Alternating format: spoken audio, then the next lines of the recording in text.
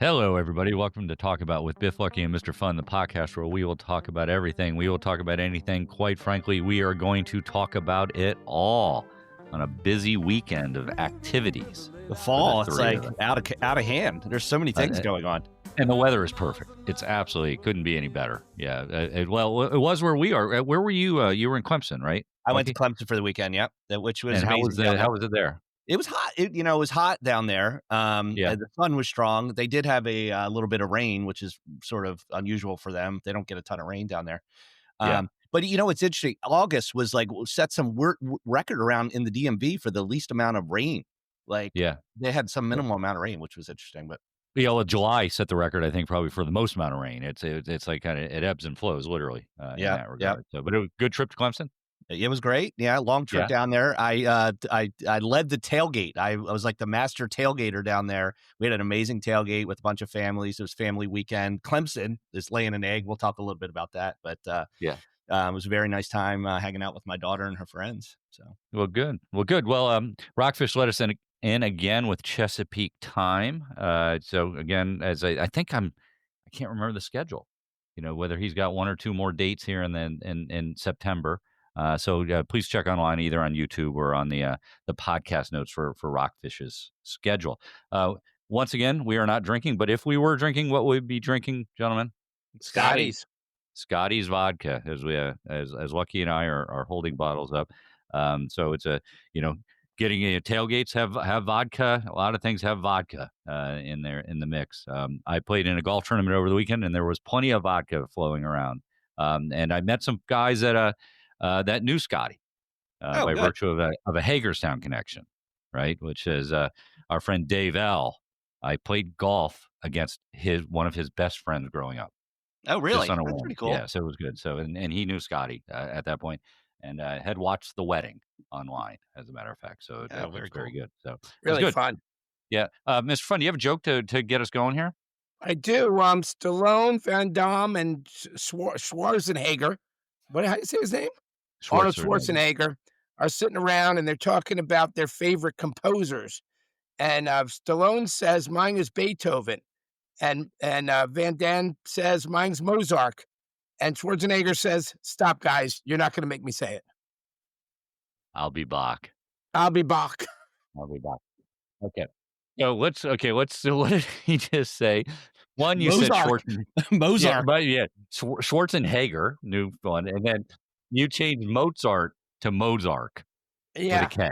Yeah. Isn't that a series on Netflix that won all the awards? Yeah, that's right. That's right. And I guess he was doing it in a Belgian accent, like Van Damme. I suppose what it was. Hey, I'll try this one. What do you call a surprised Chinese guy? Holy fuck. Well, okay. So that's that is tied to remember it was the Korean Air flight that crashed in San Francisco, and they had a rough landing where nobody died on the airplane, and the people put it into the teleprompter, the TV station in San Francisco, and they said the pilots were we boom bang, holy fook, and something else, another name, and they read it in the teleprompter. I say to anybody, go online and type in, I think it was Korean Air, San Francisco, and it's the funniest thing. Wait, I sort of remember this. Tell me how you remember it. Was it really their names, or they were saying that, or what? No, somebody put it in the teleprompter. Oh, and the announcer just said it without paying attention to what I think it was a he at that point, he was saying. And it's very, very funny, whoever did that. So where in the world is JK? JK is a place that I'm not sure any of us ever want to go, Rock Valley, Iowa. Why don't we want to go there? Well, Iowa is not exactly one place where you're going to go on vacation, but I don't know. It's not too far from Sioux Falls, South Dakota, the best I could tell. It's just sort of in the middle of the country. Maybe they have a kick-ass like corn festival or something, that we don't know about. They could, right? The Field of Dreams was in Iowa, right? That whole thing. I think they did that in Iowa. But anyways, that is where JK is this week. It's not. He is not surprisingly, for those of us to see on Instagram, he did not post any pictures from Rock Valley, Iowa. Excuse me, as opposed. Maybe to it's so remote they don't have like Wi-Fi and cellular service there or something. Yeah, I don't yeah, know. good. So over the weekend, I actually played in a member guest of a golf at a club in the DC area in Bethesda, Congressional Country Club, a very big country club. Did something I've never done before. Is I had to hit a shot in front of about 150 people, Oh, which, nice. which was nerve wracking, and I'm proud of myself. It's par three. I hit it to about 4 feet, so that kept us in the money. But it was something. I have not felt nervous like that ever on a sporting endeavor, which I What's it? think is maybe the question for both of you.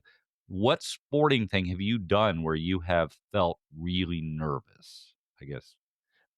Well, I think the biggest thing that made me nervous, and I don't know why this popped into my head, but it wasn't a sporting thing. So I was the best man at one of our good friends' weddings, Jim N. Mhm. And I was right after college, and I like didn't. I mean, I sort of knew what the job of the best man was in terms of like giving the speech or whatever. Right. But we drove up to this wedding, and there must have been 1,000 people at this wedding. No Uh-huh. shit. And I Yeah. had to get up in front of them with a really poor speech written and talk about nervous. I still think about that today. Like like, wait a minute, I'm unprepared and I have to get in front of these 1,000 people. It was like probably the worst best man speech ever. So that's my nervous moment. Yeah, look, I think most people in that situation understand nerves, right? The lack of preparedness, that's something you learn from Yeah. the case. But to be nervous, I think rare is the person that wouldn't be nervous standing in front of 1,000 people. Mr. Fun, you ever get nervous when you're in front of your crowds? Telling those Um, jokes? I No. did in the beginning. I get less and less nervous. I don't do any sporting events in front of crowds, though. You probably Yeah. find that hard to believe. I did this thing when I was young where they called me up on stage. We were in Vegas. This is when we had this huge crowd. There must have been like 800 people there. And these guys, somebody told them I was a good sport, and they threw knives at each other. They juggled knives around my head. I stood in the middle, and they threw knives at me and caught them. And it was everybody else thought it was really funny, but I wasn't amused. I So wasn't amused. it's not an illusion? No, The no, knives they were they actually moving? started with fiery sticks, and they were throwing those, and those were whizzing pretty close pretty close to my head. And then they put this helmet on me that had a mini ceiling fan on it. So I had the helmet on, and the ceiling fan was going, and they were throwing knives at each other and, or towards me. And that was, yeah, apparently people found that amusing. That's funny. That's very good. So, anyways, Lucky, what is going on in the world? What is going on? So a bunch of interesting things. Okay, this one we've talked about the lottery a bunch of times, but the Publishers Clearinghouse franchise declared bankruptcy recently, which is interesting. So the franchise is about 60 years old, and in 1967. In 1967 they started giving away the money that everyone knows them for. You know, they show up at your house with the big check. It changes your life for the the big check or whatever. They have all these ads, etc. But they went bankrupt, and they are now not paying out the money that they owe people who took the basically. I think the payouts are normally annuities where they get paid. Like some people who have won get like $5,000 a week for life. Well, Right. those people are not getting that money now. So, and just to remind ourselves of it, it was effectively buying magazines, subscriptions, right? Which then made you eligible. Then initially, that's what it was supposed to be, right? And then it was like Ed McMahon from the Tonight Show would come knock on your door with his big check saying you won the Publishers Clearinghouse. I didn't know it still existed. Yeah, yeah. Meaning nobody buys magazines, or very rarely anymore. So it's Well, interesting. that's a large reason why this company declared bankruptcy. But yeah, the way it worked was originally customers could enter a chance to win prizes regardless of whether or not they purchased a magazine subscription or not. And that was what Publishers Clearinghouse business was. They got a cut of every magazine subscription they sold. So everyone, all the magazines, all the print magazines would say, okay, push my magazines. Right. But yeah, so the shtick is you don't have to buy anything, and they'll show up, which is cool. but their annual revenue has dropped dramatically in the recent decades. They were in like 2017, they had $854 million in revenue. 2023, 182. So, with we know that the print magazine is going the way of the dodo bird, but it's funny. Some of their biggest liabilities, though, when they declared bankruptcy, were to the 20 largest unsecured, where the 10 prize winners were among the 20 largest unsecured creditors in their bankruptcy. But the company that bought them, this is a company called ARB Interactive. Part of buying the Publishers Clearinghouse franchise is they did not have to pay out they didn't have to honor the payouts of the people who won in their prior years, which is crazy. Yeah, that's strange. As having been in a business where you would where we tried to, there were giving away things with games of chance. It was just some small stuff that we did from time to time, and the whole law that says that you actually don't have to purchase something to participate is an interesting law. I mean, it's done at the state level, I believe, not federally. But the fact of the matter is that even Publishers Clearinghouse, I mean, my suspicion was that the winners ultimately had purchased a magazine. You just never know. But it's like a suspicion is that they would have had to actually purchase something. Yeah. But it's strange that games of chance don't require you actually to have to buy the product.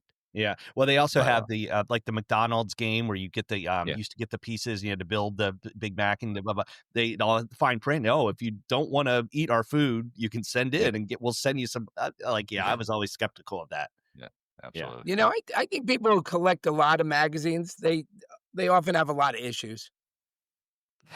Issues, yeah, very good, very good. Like that.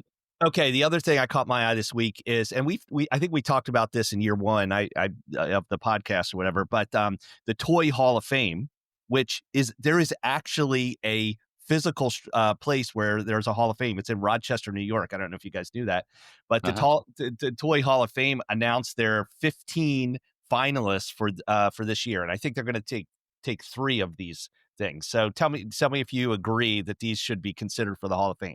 The game Battleship, I think so. That's a great game. Yeah, great game. Catan, which is like a card game. I never played it. It's too confusing. Yeah, but that's a nominee. Connect 4, which is not a game I really like that much. What about you guys? Oh, I like it. I like it. Have you played the big life size version? The one that's big ones, right? They're usually outdoor places. Yeah, like I've seen those parks and things like that. That's fun. This one's interesting. Cornhole, which is a recent game, I think. I don't know how old Cornhole is, but to me, like the phenomena is like 15 to 20 years old. So that's on the list. Furby, which is that little furry stuffed animal. Yeah. The scooter, that little metal razor scooter, is a nominee. Slime, which I think was a big one in me growing up. Okay, this one is a little controversial. Snow. As a toy. Well, I don't know. They've had sand before. Who's writing this poll? And choosing it's the Toy Hall of Fame they must have a committee that considers things that are people play with, and snow could join ball, cardboard box, paper airplane, sand, and stick. Those are already in the Hall of Fame. Those 87. They're 87. What about something like testicles? Because people play with their testicles. Maybe next year they'll get nominated. I don't know. But no, it's ridiculous. Snow, which I was like, come on. The Spirograph, Star Wars, the lightsaber, Tickle Me Elmo, and the awesome game Trivial Pursuit are nominees. They're the nominees. So, like I said, they're going to take 3 of those and put them in with the rest of the 87 things. I mean, there's some good ones in there for sure, and surprising ones that aren't in there yet. And lucky, just because you touched it, you got to take off the visor to prove to people that that's your hair. That's my hair. Look at that. That is it. They think it's one of those visors with hair on them. That was Big Wheel on the list. Was Big Wheel on the list? Big Wheel is already in the Hall of Fame. Oh, got it. Yes. Okay. Yeah. That makes me feel better. Yeah. Barbie, baseball cards, Monopoly, like a lot of the things. I don't think I was looking at the list besides stick, sand, paper airplane, cardboard box, and ball. I was like, most of these things do make sense, but So do you think, I mean, obviously our kids are all older now. Do kids still ride big wheels? I'm not sure I've ever seen one on the street, in a driveway, anywhere No, as they of play late. video games where the people ride the big wheel. Yeah. That's right. Well, some of these things are things that people don't play with that are done, like, Yeah. Alphabet blocks. I mean, is that something kids have? I guess some kids have that. Maybe some of the, Yeah. toddlers or That's right. whatever. Snow seems like a bit of a stretch, Yeah. obviously. And all it's going to do is a picture. They're not going to be able to show a snowball, Right. Right. in But the it's toy something hall of that fame. people play with quite often in the It winter. is, and you play on it. You do, yes, you do. Yeah, Yeah. when is grass going to make it? Then it just seems a little far Do you fetched. play with grass? Well, mud. Maybe mud should be in the toy hall of fame. People from Hawaii, they don't even have snow. That's right. How do they know? If All it right. should How do be, they yeah, know? it should be ubiquitous that you can use it anywhere, and that is Yeah. cool. So, speaking of games, big college football weekend. You were at a game, right? A game where football probably means, and there's probably 20 schools around the country where it means more than anything that people do or follow. Clemson, Yeah. right? And they lost. They lost to Syracuse. Right. So they were 1-2 going into this game. Right. And Dabo Sweeney, their head coach, was a little bit defiant last week. And he's like, guys, we won the league the last 7 of the 10 years and 2 national championships, so cut us some slack. And they come and laid a major egg against Syracuse this week, this on Saturday. Yeah. So Yeah. Now our beloved Terrapins have once again gotten themselves to 4-0, which they do with regularity because they play 3 lesser tier programs. Let's just call it what they are at the beginning of the season, which was Florida Atlantic, Towson, and I can't even remember the first. Northern Illinois. And they beat Wisconsin away, which is a big win, right, in Camp Randall Stadium in Madison. But what do we think about the Terrapins at this point? And I don't know I didn't watch the game, so I only read the reviews afterwards. So I watched the game, and I'll go first, like, if you don't mind. They looked good. I mean, the quarterback's got talent. They lack experience in some of their key positions, but they certainly have talent. I think obviously Wisconsin's not the team that they have been in the past, but the Terps look good. The Terps look good. They have more talent than they've had in the immediate previous years.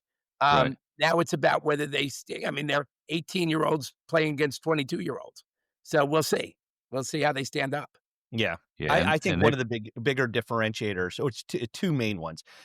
They have a great quarterback who he's young, but he is very good. And in college, having a quarterback is super important.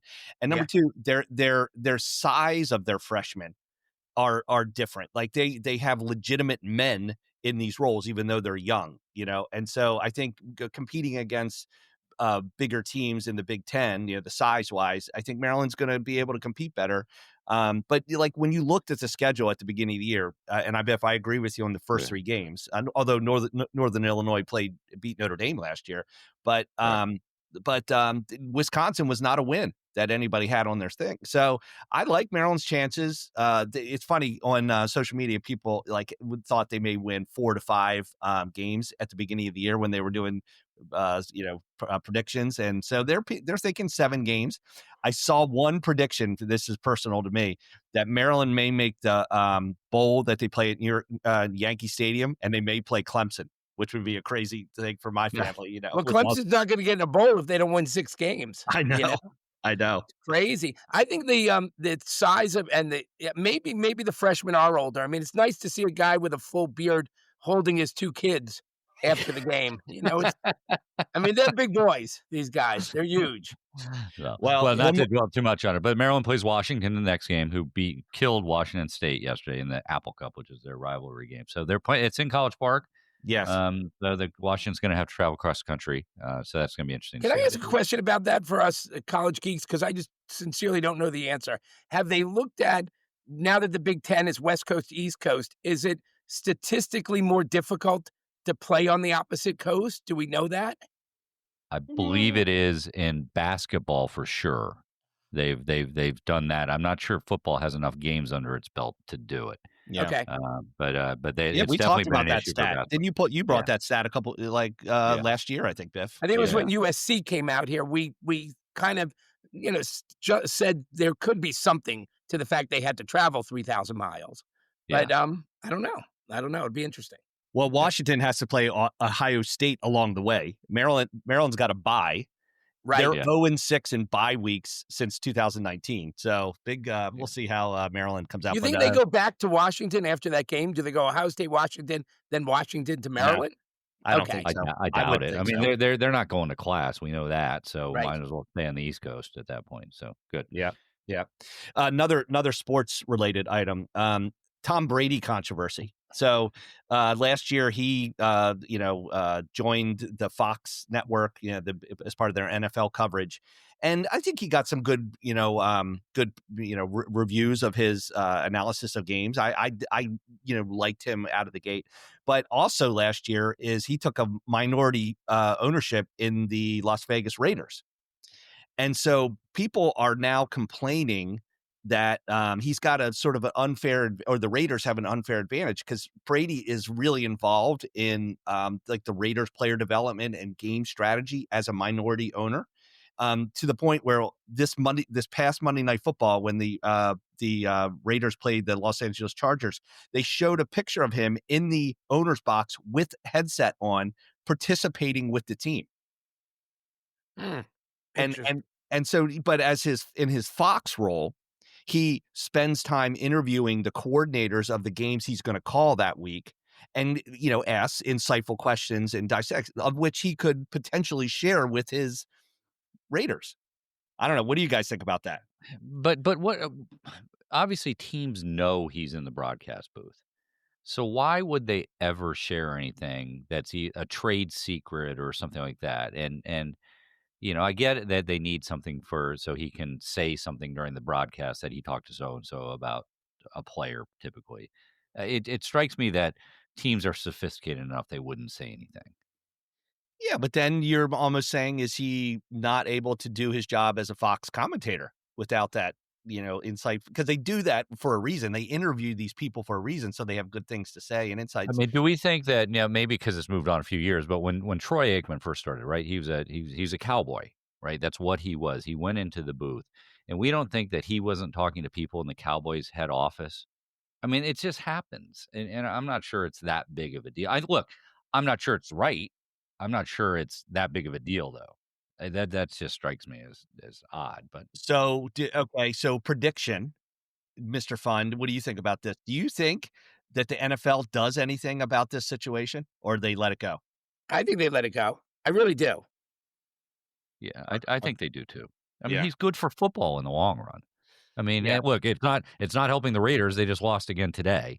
So I don't know what, now granted, he hasn't called a Washington Commanders game, but they lost to the Commanders. So I'm not sure it's that big of a deal. Bigger controversy for me is I literally was watching the game before we came on the air tonight, was that he is doing the broadcast on the Cowboys-Bears game. And a Cowboy got lost a ball, a receiver, and it went into the arms of the Bear player. And that player, they show him slamming his helmet on the ground. And Tom Brady makes a comment about, well, sometimes you just want to slam your helmet on the ground or go home and kick the dog.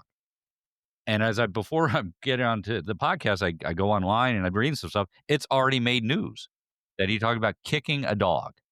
And that's that's his latest controversy, Tom Brady. So maybe it's not the people NFL. Shouldn't be that literal. What's that? I'm saying people shouldn't take things so literally, but that's the controversy now. Yeah, well, maybe that's what does him in on his Fox job. He making fun of dogs, right? Yeah. So I want to talk about one small thing, just because I don't know why it annoys me, because I really don't follow it. But baseball is coming down the home stretch, and the problem to me is that as a casual fan, baseball is lost. It just is. It's between college football and pro football. Baseball is proving yet again its season is too long. And unless you're a fan of that specific team that's in the playoffs, and I'm not suggesting there's not a lot, right? There's 8 teams or some ridiculous number now, but there's at least 8 teams. 8 teams in each league. Yep. It just is lost. And I want to make sort of the relationship to the fact that the baseball owners have been complaining recently that their values haven't gone up as much, save for maybe the Yankees and the Dodgers, because they're the two big spenders. But the values of the franchises aren't as high as football and NBA basketball, to the point of factors of a lot of billions of dollars. And to me, it's there's a correlation to baseball getting lost by football, or being drowned out by football, that they should move the end of the season forward. I know it's the October Fall Classic, whatever. They'd be better off branding. I'm just rebranding it something else. Well, to your point, Biff. Okay, so the Orioles have been out of the playoffs. Right. You know, they had a really horrible start. Their attendance was down like 25%. So it just shows you when your team is out of it, even your own fans really aren't going and paying attention.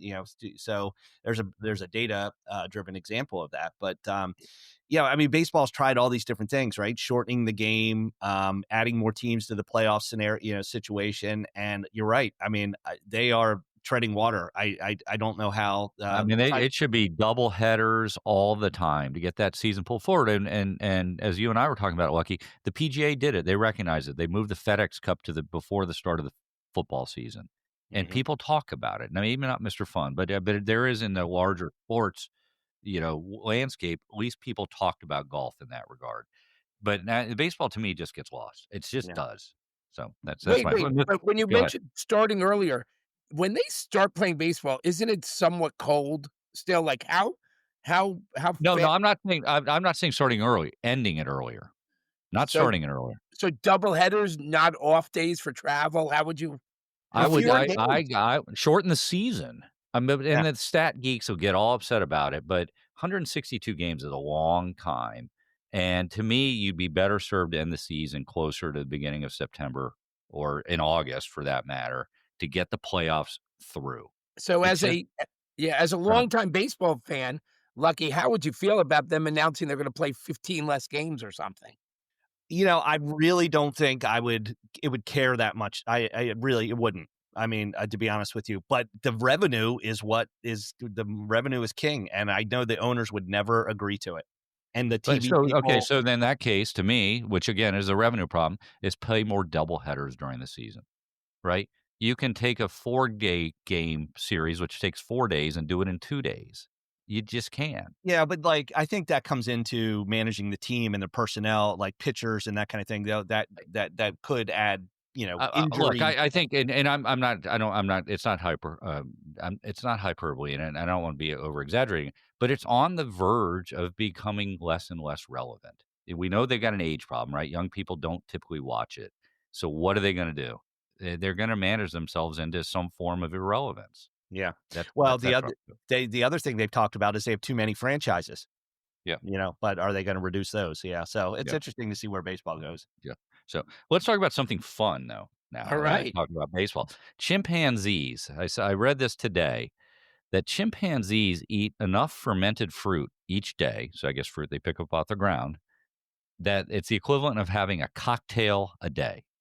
So that the chimpanzees are tying one on every day. They've seen this, which I found to be interesting. And then they do this kind of, this line that says, well, maybe that's why humans like to drink cocktails, is because first the chimpanzees discovered it, and now it's happy hour for us. I don't know. It was yeah. And then they said, well, Jane Goodall should sponsor a tequila brand. That was sort of the funny line that I saw what I wrote there. But had you heard that before about chimpanzees? I heard that analysis that the same one you did, and I was like, that's pretty funny. I mean, that maybe there should be something to do with the diet they're fed. Maybe we shouldn't be feeding the gorillas and other primates that kind of food.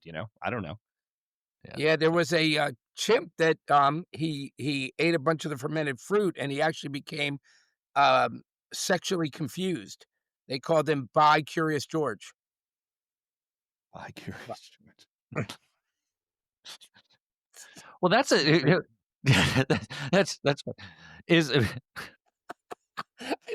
I hate when I have to apologize for. No, you don't have to apologize. That was very funny. But at the top of my head, I'm like, was Curious George a chimpanzee or a monkey? He was a chimp. Was he a chimp? Yeah. Okay. But there was always questions about Curious George, which way he swung. To be honest with you, I don't know if you I guys like know the that pun on controversy. swinging, like a chimp swinging, right? What's Well, no, that? they don't know like what side of the plate he was batting. Because he liked the man with the yellow hat? Exactly. Like, There was like some underlying controversy between that relationship that I think, it doesn't get talked about a lot today. wow. Again, almost like our toy discussion. Do kids still read Curious George? It's like what sort of books have gone gone the way of not being canceled at some sort? I imagine they still can, but I don't know. That's an interesting one. So, the other one I read was this thing about where there's a whole movement. I don't want to say it's ascribed to social media, but I think surely it took off. The fact that there's this whole thing that says that you should be able to spend 0.01% of your net worth guilt free. The notion being that some people wrestle with making purchasing decisions, and there's a group that's out there that says you shouldn't wrestle with certain amounts of money. You should just go ahead and do it. The backstory is that somebody either criticized Jay-Z for spending $50,000 on something, or he even possibly put it into a lyric on a song, and he basically said it's 0.1% of his net worth, and who cares? So that's the thought. So the again, I read this in the Wall Street Journal, and the point is, if you're worth $3 million, you should be able to just spend $300 on something without giving it without batting an eye, right? Maybe it's not every hour of every day, but every now and then it's okay to do that. $700,000 of net worth, you can spend $70. You can do the math on that. When's the last time you spent money on something and felt guilty? I never feel guilty about spending money. I don't know. Like, do you feel guilty about spending money on anything? I'm not sure I'd say feel guilty. I would say I wrestle with decisions about buying something. I'm not sure guilt ever comes into equation, but you surely think about it. Like, could I buy something else with that money? Yeah. They're basically saying there's no equivalency, right? I don't know. Mr. Fun, do you ever struggle with that? Yeah. No, but speaking of wrestling with decisions, the other day I got into a fight with a girl with enormous boobs. I got confused when she said press 1. Oh, I forgot to say we were in an elevator. Oh no, I got into an elevator with a girl with enormous boobs. And she wound up smacking me across the face. I was confused because she said press 1. All right. Wait a minute. Did you get in a fight with her because you didn't press the button? I pressed one of her boobs. Oh. Jeez. And then you got in a fight. Right, because she said press 1. That went so well. Yeah. That went so well. And the fact that you segued off me just using the word wrestle. Yes. Biff, do you know what a perverted frog says? Rub it. Rub it.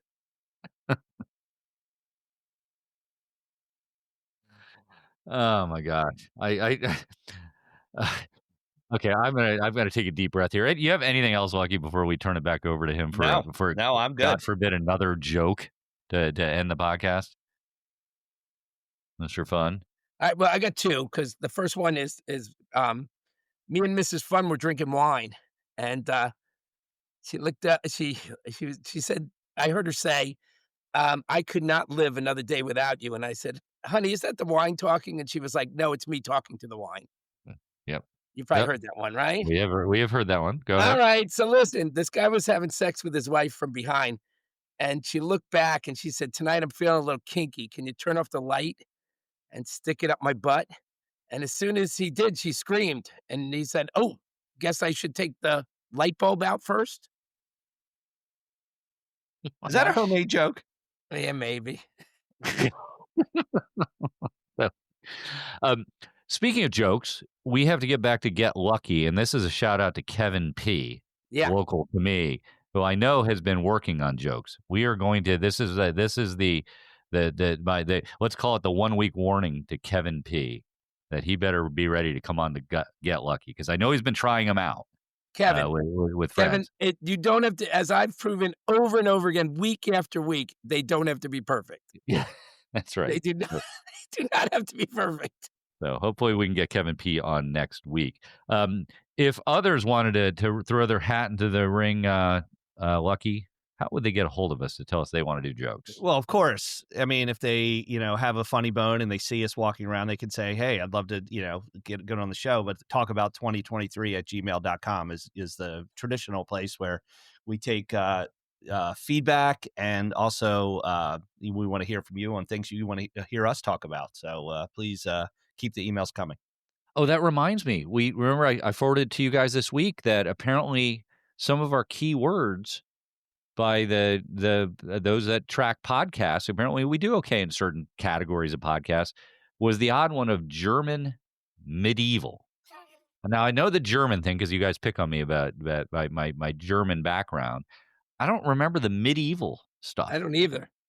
But it was interesting, the keywords and sort of where we did on that. So we are making inroads to certain segments. I remember telling jokes about German meat products, but they were the worst. That's good. Did have a request from my daughter, and I'm not sure how logistically we can do it because we are definitely moving in 3 different orbits right now. Is that we should go to the Renaissance Festival? Oh, it'd be so good. It runs for a couple months, I think, and we should dress up. We should dress up. This is the Maryland Renaissance Festival, so we should put our heads together, and maybe we can sneak out there one day. And do you have white assless chaps? Because those would look good in the middle days. Oh, speaking of Renaissance Festival, Sir Galahad and Sir Lancelot walk into a hotel, and the guy goes, "How do I help you? How can I help you?" And he said, "We need a room for 2 nights." Oh, okay. No. That's good. He said, "Is there good security here?" He goes, "Sure. We got a guy who watches over everything. His name's Surveillance." Wow. This is okay. As I like to say often, inside baseball, there was no warning to Mr. Fun that we were going down the Renaissance Festival. So, but I'm also going to say, just because people can see it on camera, how we had the discussion about how is that an iPad or a phone, Mr. Fun? Oh, that's an iPad. Oh, okay. Because I saw a single lens. That was either the oldest phone in the world or an iPad. No, okay. Well, good. All right. I use multimedia to get this thing done. So good. Well, I hope people are watching us on YouTube and seeing our short videos as well as also the full video. You can also listen to the whole podcast on YouTube as well. Sort of throws off my numbers for how many people are listening to the podcast because it doesn't count towards the other numbers, but it is there. Surely we're on all the platforms as we've talked about on the podcast, and I hope everybody continues to listen, share, subscribe. We've had some really good reviews of our podcast on the platforms, so we've got quite a few. We're not asking for 5-star reviews, so people unprompted have put them in there. So thank you for doing that. I hope more people do that and share it and keep listening to us. So we do appreciate that. Any final words of wisdom from you, Mr. Fun? She was in the elevator when she said press 1. She was in the elevator. Okay, that's good. We'll clarification. I love it. I'm gonna let the listeners self-edit that portion, and maybe they can get the joke correct. Thank you. That part. They can do that. So good. All right. Well, until we do it again next week, good to see you guys, and thanks everybody for listening. Until then, goodbye. All right. Here we are. Outro time. Are we in the outro right now? We're doing the outro. This is what we do. We're on now? It's on now. This is. Okay. I like to kind of throw it out at you, surprise you guys. There's a little music in the background playing. I feel like I've been selfishly doing the lion's share of the talking during the outro. So maybe Lucky, if it's all right with you, maybe we have Biff do the outro after we set him up because he hasn't done it for a while. Okay. He hasn't done it for a while. So is there anything that you wanted to say to set it up, Lucky? Anything that's topical on your mind? I did see the statistic. I'm a big stats guy, and I just wanted to see what you guys think about this. How much time does the average man spend in 1 year in the bathroom? In the bathroom, meaning the toilet. In the toilet, yeah. It's sitting down for in 1 year. So I'm gonna throw a number out there just because I would think 15 minutes a day wouldn't be unusual, right? And it's probably more than that, is what you're gonna tell me. And I can't do the math on 15 minutes a day. How many hours that is? 7 hours a year hiding in their bathroom for peace and quiet. So I'm probably not. 7 hours a year seems low. Yeah. There have been days where I've spent 7 hours in the toilet. Like, I thought it was at least an hour a day. So I was trying to figure out. I spend 365 hours a year. No, but you said some key words there, Lucky, that hiding out as opposed to going to the bathroom. Yeah, hiding out in the bathroom. I get a lot of momentum when I'm in there after the business time. Like if I'm reading, I'm like, I don't get up. I'll just sit there and read the rest of the newspaper. Your legs are numb by the time you get off the toilet seat. Who cares about that? The blood will start flowing back again. All right. Well, that's quite the setup for me to do the actual outro. Let's hear it. Which the outro, as I originally intended it to be, was to once again thank everybody for listening. Yes. To the podcast where we talk about everything, we talk about anything, we talk about it all. And also, please join us again next week. Yeah, and then we added another piece, which was our sort of like a tagline. What was that, Biff? The part where you don't shut up when I'm actually doing the outro? Jeez Louise. I was just about to get to the point. All right. Where I again, to join us again next week. Until then, we never say goodbye. All right. Goodbye. Love you guys.